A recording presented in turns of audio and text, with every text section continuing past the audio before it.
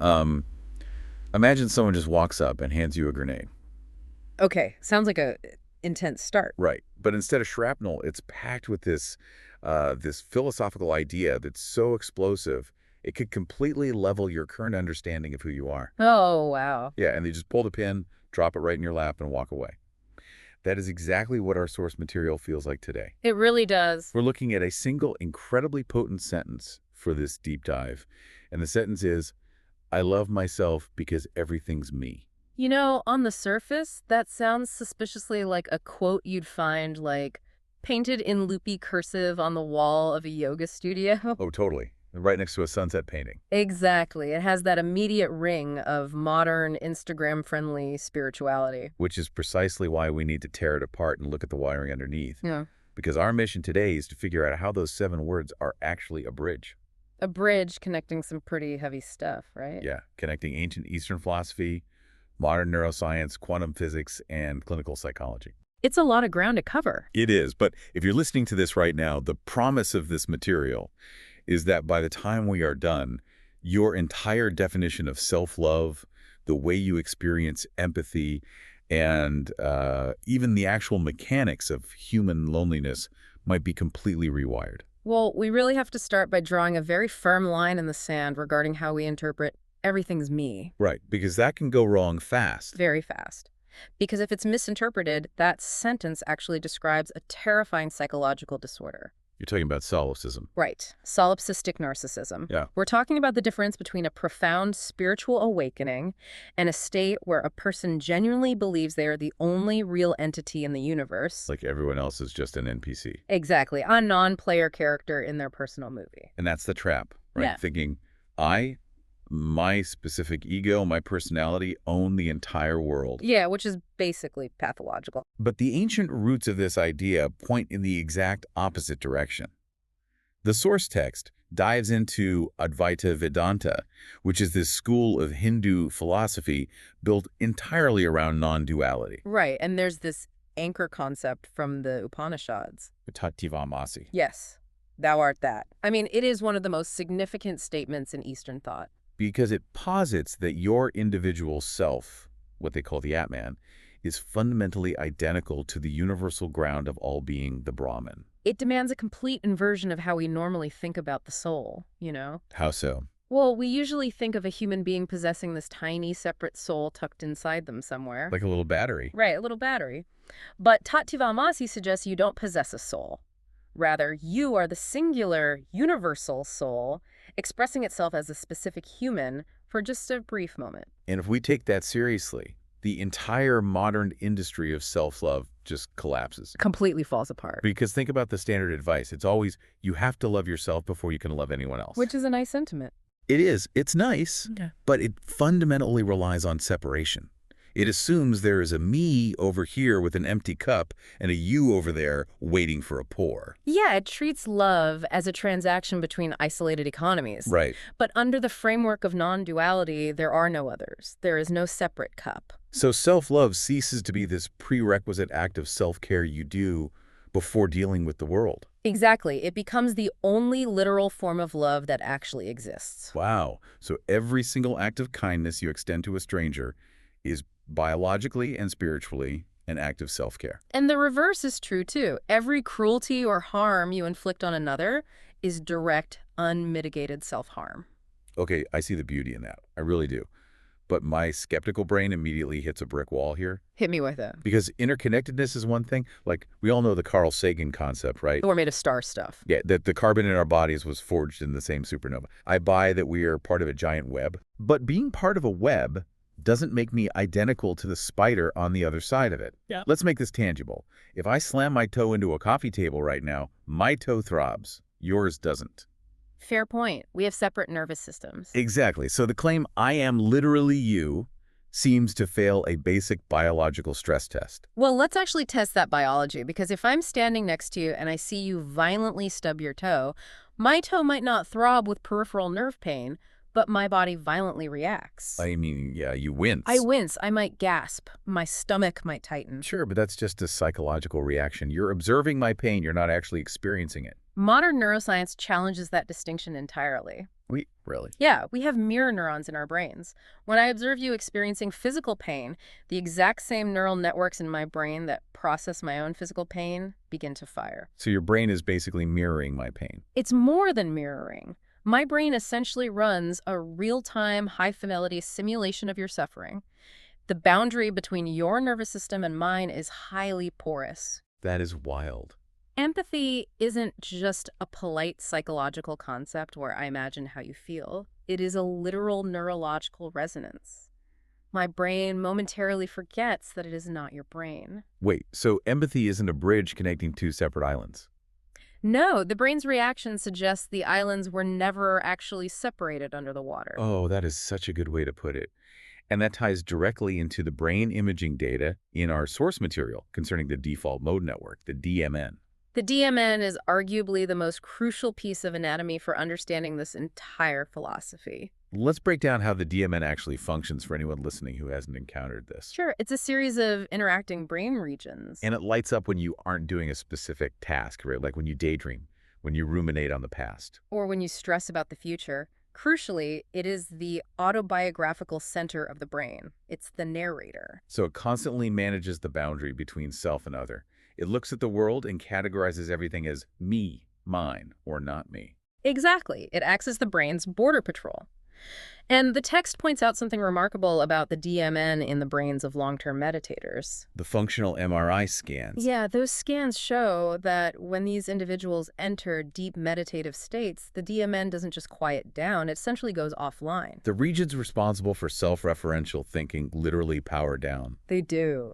And the immediate subjective report from those meditators across the board is this feeling of boundless unity. They say they feel one with everything. Right. They lose the sensation of being a separate entity located behind their eyes, which completely flips how we view enlightenment. It really does. We treat profound connection to the universe as this state you have to achieve or build up to. Like climbing a mountain?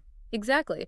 But the DMN data suggests feeling one with everything isn't about gaining a new magical superpower. It's about temporarily disabling a filter. So the sensation of being an isolated, separate ego isn't objective reality. No, it is a highly constructed, heavily filtered hallucination generated by the DMN. It's a survival software program.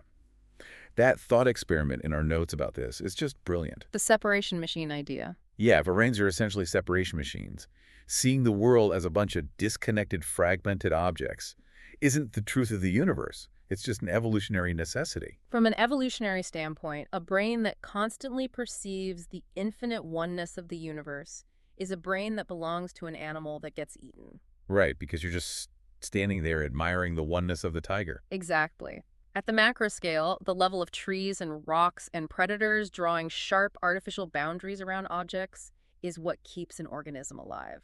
So if an early hominid couldn't instantly differentiate between the concept of me and the concept of that hungry tiger, their genes wouldn't have survived. We are quite literally the descendants of the brains with the thickest, most efficient border patrol software. But just because the software kept us alive doesn't mean it's showing us the fundamental truth of reality. Not at all. It's like the icons on a computer desktop. The icon for a folder isn't the actual folder, right? It's just a useful interface, so you don't have to look at the raw code. That's a perfect analogy. Our perception of separate objects is just a useful interface. Okay, so what happens when we look at the raw code? Well, when we bypass that interface and look at the raw code of the universe through the lens of quantum physics, the concept of hard boundaries completely evaporates. Wait, completely? Yes, at the most fundamental, measurable level of reality. The idea of a separate, isolated thing is scientifically incoherent. Okay, you're talking about quantum entanglement here. Entanglement is the perfect example. You can take two particles, entangle them, and separate them by thousands of miles. And if you change the spin state of one particle? The other particle instantly, faster than the speed of light, changes its state to match. Even though there's no way they could have communicated that fast. Exactly. They don't send a signal to each other through space. They behave as a single, unified system that just happens to be stretched across a distance. So our macro-level concept of here versus there Doesn't even exist for them. It doesn't. And then you add the observer effect into the mix. Oh man, the observer effect always melts my brain. It's wild. In quantum mechanics, a particle exists in a state of probability, basically a wave of potential locations, until a conscious observer actually measures it. The very act of looking forces the universe to pick a state. Right. The boundary between the watcher and the thing being watched is completely blurred. The observer is deeply implicated in the reality they are observing. So when someone says, everything's me, they aren't just reciting spiritual poetry. No, they're providing what might be the most mathematically and physically accurate description of the cosmos. So the division between you, the air you breathe, the chair you're sitting on, and the stars in the sky is just a trick of your nervous system. A very convincing trick, but yes. Okay, let's bring this soaring cosmic perspective crashing back down to reality for a second. Okay, let's do it. Because if we accept the science and the philosophy that biologically, neurologically, and physically we are one continuous system, we hit the ultimate ethical wall. Ah, the dark stuff. Yeah, how do we deal with the dark, ugly, malevolent parts of human behavior? This is where the philosophy either proves its worth or completely falls apart. Exactly, because if everything is me, then the toxic boss is me. Right. The person who betrayed my trust is me. Yeah. The people committing atrocities across the globe are me. If there is no other, do I just passively accept abuse because the abuser is just another part of the cosmic blob? It sounds like a recipe for absolute victimhood if you look at it that way. It really does. But it actually requires a radical redefinition of what love and acceptance mean in a non-dual framework. Loving everything as yourself does not mean passive approval of harm. The source text uses a highly effective medical analogy here to clarify the mechanism, right? The infected hand. Yes, let's apply that. Imagine your right hand develops a severe necrotizing infection. Okay, sounds gross, but go on. It's dangerous, it's spreading, and it's causing you immense pain. Now, you don't look at that infected hand and say, I love everything unconditionally, so I will just passively allow this infection to destroy my body. Obviously not. Nor do you say, this hand is inherently evil, I hate it, it is no longer a part of me. Right, because it's still your hand. Exactly. You recognize it fundamentally as your own flesh, but flesh that is severely sick. It requires immediate, aggressive, and perhaps painful intervention to heal. You might have to use antibiotics, you might have to bandage it tightly, you might even need surgery. You set a harsh boundary with the infection. Yes, but your motivation for that intervention is entirely different. You aren't punishing the hand out of hatred. You are neutralizing the threat out of profound care for the entire system. Wow. So in this paradigm, human harm isn't an individual crime committed by a fundamentally evil, separate entity against an innocent victim. No, harm is viewed as a systemic wound. A toxic person is a severely infected cell in the larger body that you both share. So you still set ironclad boundaries. You still stop the harm, forcefully if necessary. But the venom of personal hatred is removed. You see their cruelty as a tragic manifestation of their own sickness and delusion, not as an indictment of your own worth. That reframing changes the entire emotional texture of conflict. It brings to mind Alan Watts' perspective. Oh, I love Watts on this. He argued that we have this linguistic habit of saying we came into this world like we are aliens who were just dropped here from space. Right, but he said we actually came out of it like leaves coming out of a branch. Yes. You were the universe experiencing itself as a human being for a little while. It's a gorgeous synthesis of the biology and the physics we've discussed. But it introduces a glaring grammatical and philosophical paradox in our source sentence. Wait, the quote, I love myself because everything's me. Yes. Let's look closely at those words. If the ultimate truth is non-duality, if the boundary of the self is an illusion, shouldn't the word I be completely obsolete? Oh, I see what you mean. Who is doing the loving and who is being loved if it's all just one thing? You've isolated the core paradox of almost every mystical tradition. The text will tell you in one chapter that the self does not exist, and then in the next chapter declare that the self is the entire cosmos. Which is maddening. It is, until it resolves. And it resolves when you realize they're talking about two very different I's. The ego versus the awareness. Precisely. The first I is the ego. It's the DMN's narrative. Right, the story of your name, your job title, your insecurities, your credit score, all of that. That I is a fragile, temporary construction. The second I is the big self, which is pure, unfiltered awareness. It is the blank canvas on which the entire universe is being painted. Think of the relationship between the ocean and a wave. Perfect analogy. The ego is the single wave, totally convinced it is separate from the waves around it, and terrified that it's going to crash onto the shore and cease to exist. And the big self is the entire ocean. When the sentence says, I love myself, it is the ocean recognizing itself in the waves. And what's crucial here is that the ocean does not have preferences. No, it doesn't look around and say, that elegant, smooth wave over there is worthy of love, but this choppy, destructive wave is terrible. It just waves. Just waves. Yeah. It loves the entire process. And that ends the suffering of preference. It really does. Because we spend so much of our lives at war with ourselves. We say, I like my ambition, but I hate my anxiety. Or, I love my sense of humor, but I despise my physical appearance. But when you shift to the perspective of the ocean, you stop trying to amputate the parts of yourself you find unacceptable. But, this triggers a very practical anxiety for a lot of people. The fear of losing the edge. Yeah. If you drop the ego, become the ocean, love everything equally, and lose all preference. How do you function?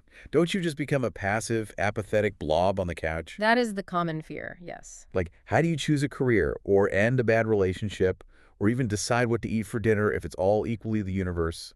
The fear is that enlightenment just equals nihilism. But the text provides a fascinating analogy to counter this, and it has to do with the psychology of playing a video game.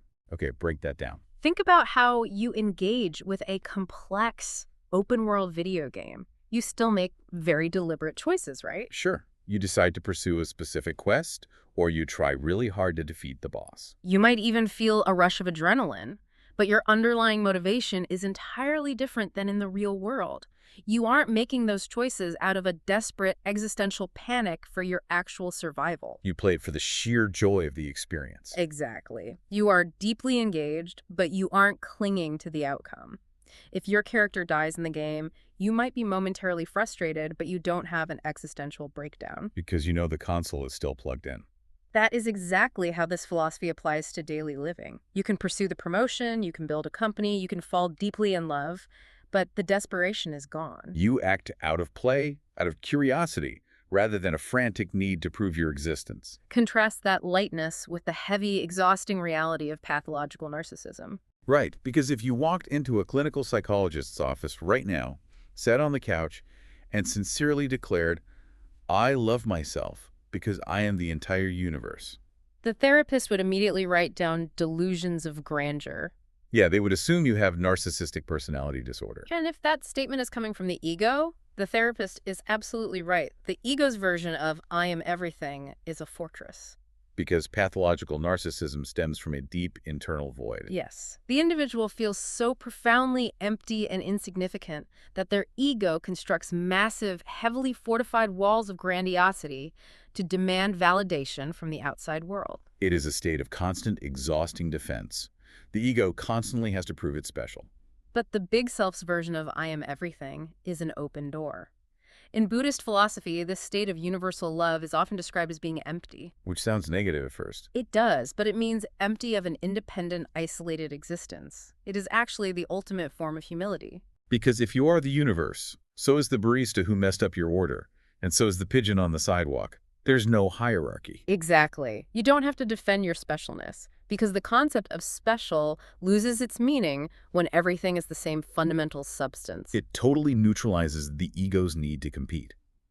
Which brings us to the emotional core of this entire deep dive for you, the listener. Because if you truly internalize this, it fundamentally alters the human experience of loneliness. Let's talk about loneliness. At its core, loneliness is the acute suffering of feeling like a fragmented, isolated piece of debris floating in a cold, indifferent void. It's the belief that you are completely cut off from the warmth of connection. But if the boundaries of your skin are an illusion, and you are literally the universe experiencing itself, then the void isn't cold or indifferent. No, the void is made entirely of awareness. It is made of the very connection you are desperately seeking. So you can never actually be rejected. There is no fundamental other to do the rejecting. Even the painful experience of feeling deeply misunderstood by your partner or your friends, under this framework, that's just the universe temporarily misunderstanding itself. The text offers a brilliant metaphor to illustrate how absurd our loneliness really is.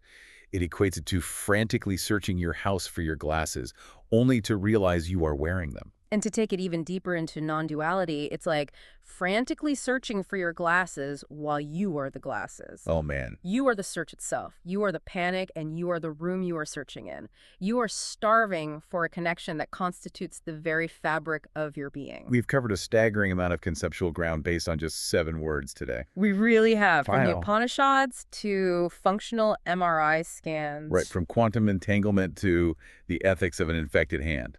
Ultimately, I love myself because everything's me represents a massive fork in the road. It is either the ultimate ego trap or it is the absolute peak of human realization. And our source material leaves us with a highly practical litmus test to determine which path we are on. The test is simply this. Does this realization increase your capacity to love, or does it decrease it? So if you use the idea that everything is one to bypass the messy, painful reality of human suffering. Like if you say, well, poverty and abuse are just illusions of the matrix, so I don't need to care. Yeah, if you do that, you've failed the test. You've just used spiritual language to justify apathy. Exactly. You are still operating from the ego, just hiding behind a philosophical shield. The true test of this realization is whether you can extend love to the parts of reality and the parts of your own psyche that are broken, irrational, and terrifying. Because if everything is you, you don't get to cherry pick the aesthetically pleasing parts. No, you have to hold the tragedy, the grief, and the profound confusion of the world with the exact same tenderness that you hold the beauty. You can't just love the clearing in the forest. You have to love the dark, terrifying woods as well. True self-love is the sudden, shocking realization that you have spent your entire life exhausting yourself, trying to protect and love a tiny, struggling, isolated thing, when in reality you are infinite. And infinity is remarkably easy to love because it excludes nothing. It includes your moments of absolute clarity. It includes the days you completely forget all of this and fall back into your ego. And it includes the entire cosmos playing a massive, intricate game of hide and seek with itself. The suffering we experience is the hiding. And the compassion we find is the finding. That is the loving grenade blowing up the walls of the separation machine.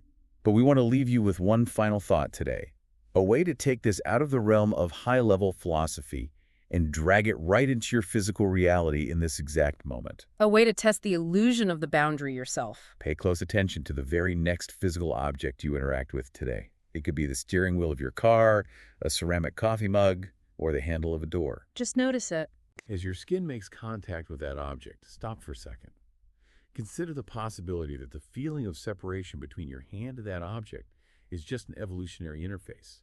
If that object is fundamentally, at the deepest quantum and spiritual level, just another expression of you, how does that change the way you touch it? Keep diving deep.